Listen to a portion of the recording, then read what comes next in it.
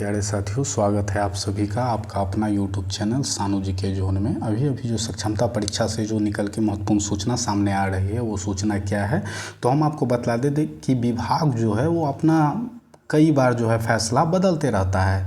हमने आपको पिछले न्यूज़ में ये बतलाया हुआ था कि सक्षमता परीक्षा जब पूरा का पूरा जब समाप्त हो जाएगा, सक्षमता परीक्षा 1, 2, 3, तो उसके बाद जो है सभी शिक्षकों का पदस्थापन किया जाएगा। लेकिन अभी जो सूचना निकल के सामने आ रही है, उस सूचना में अभी बतलाया जा रहा है कि आप यहाँ पे देख सकते हैं कि विभाग ने बदला निर्णय, दूसरी सक्षमता परीक्षा का इंतजार नहीं करेगा। यानी कि ये जो निर्णय है, ये फैसला विभाग अपना बार बार बदलते रहता है।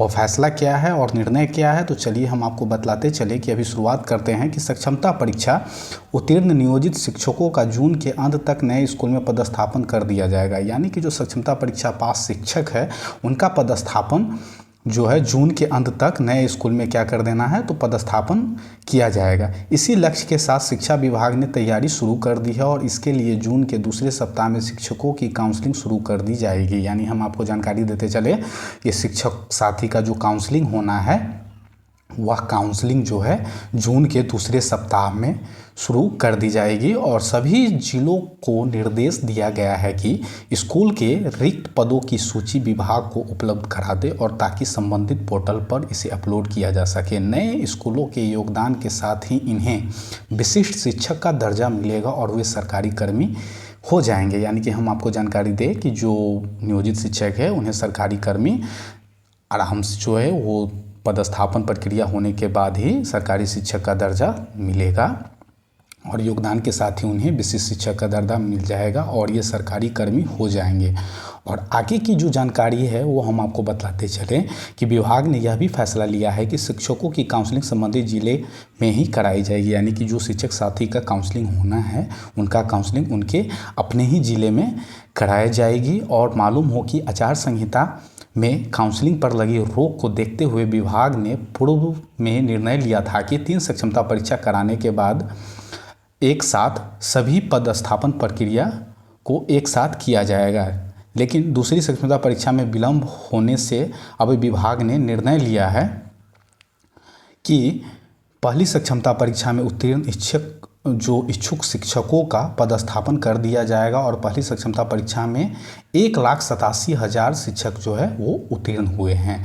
और दूसरे और तीसरे चरण की सक्षमता परीक्षा के रिजल्ट आने के बाद उस पर अलग से फिर विभाग निर्णय लेगा। यानी कि हम बतलाते चले कि जो सूचना पहले जारी किया गया था विभाग के द्वारा, उसमें ये बतलाया गया था कि पहली सक्षमता परीक्षा में जो उत्तीर्ण इच्छुक जो शिक्षक साथी है, उनका पदस्थापन कर दिया जाएगा। लेकिन पहले का जो निर्णय था, उस निर्णय में ये बतलाया गया था कि जब तक 3 सक्षमता परीक्षा नहीं हो जाती तब तक शिक्षक साथियों का पदस्थापन में देरी होगी।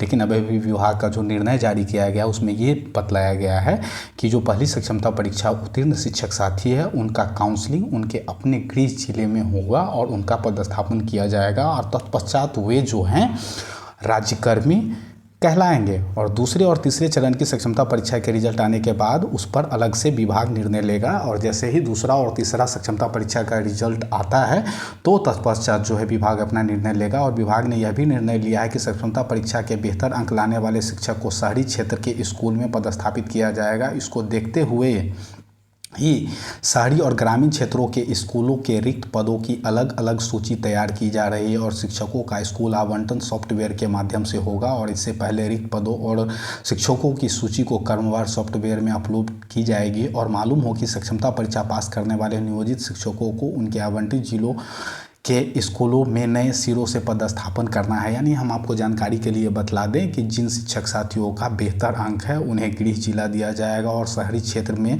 भी पदस्थापन प्रक्रिया जो है किया जाएगा।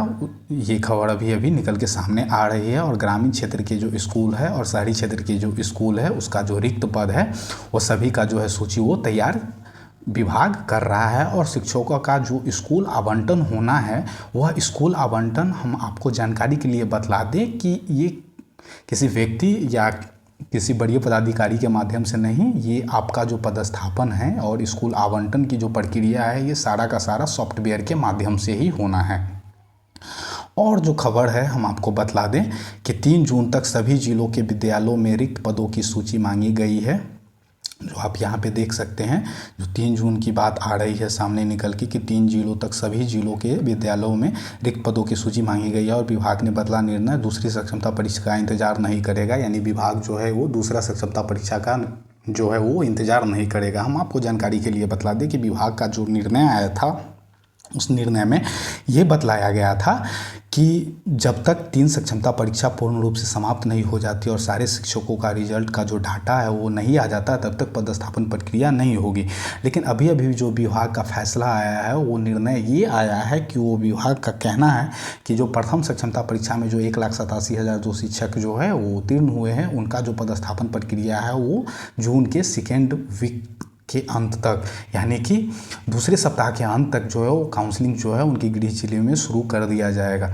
और एक और जो न्यूज़ है, राज्य के सभी डीओ डिपोओं का जो बंद वेतन था वो क्या हो गया, तो वो शुरू कर दिया गया है। हम आपको बतला दें कि पटना से जो खबर है, राज्य के सभी डीओ और डीपीओ का जो स्थापना का बंद वेतन अब तक चालू कर दिया गया है। और शिक्षा विभाग ने गुरुवार को आदेश जारी किया है कि बीपीएससी से बहाल शिक्षकों के वेतन भुगतान में देरी के कारण विभाग ने उक्त पदाधिकारियों का वेतन बंद किया था और विभाग के अपर मुख्य सचिव के पाठक ने निर्देश पर वेतन चालू कर दिया गया। और विभाग के निर्देशक प्रशासक सुबोध कुमार के द्वारा जारी आदेश में कहा गया है कि शिक्षकों के वेतन भुगतान में बढ़ती गई लापरवाही के कारण सभी डीपीओ और डीओ के अप्रैल माह के वेतन के भुगतान पर पाबंदी लगा दी गई थी। इस संबंध में डीपीओ और डीईओ से स्पष्टी भी मांगा गया था और अधिकारियों के स्पष्टीकरण की समीक्षा और शिक्षकों का वेतन भुगतान होने के बाद विभाग ने इन पदाधिकारियों को भी राहत दी है। यानी कि जो विभाग जो है वो डीओ साहब और डीपीओ साहब का जो है वो सैलरी बंद कर दिया था, वो सैलरी जो है अब शुरू हो गई है, क्योंकि ये सैलरी बंद होने का जो मामला आया था, जो बीपीएससी शिक्षक जो बहाल हुए थे